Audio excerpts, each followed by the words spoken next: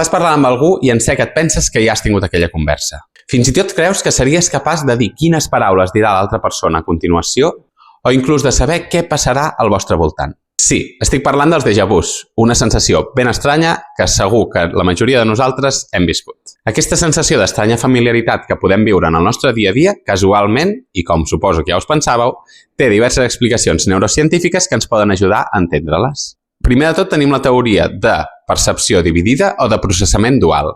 Com que rebem informació al nostre entorn per diverses vies, com per exemple els 5 sentits, si alguna d'aquestes vies es processa de manera més ràpida que la resta, pot ser que quan aquestes últimes arriben s'interpretin com un record previ. També tenim la teoria de l'activació de la familiaritat o de l'holograma de la memòria, que suggereix que si a la situació que estem vivint hi ha un element similar o que ens recordi a un element d'una situació que hem viscut amb anterioritat, es pot activar aquesta sensació falsa de ser una experiència que ja haguem viscut abans. I per últim, les teories més neurobiològiques parlen de descàrregues inesperades de neurones en regions concretes del cervell, com el lòbul temporal, l'hipocamp o l'escorça cingulada anterior, que poden generar una activació errònia dels circuits de memòria.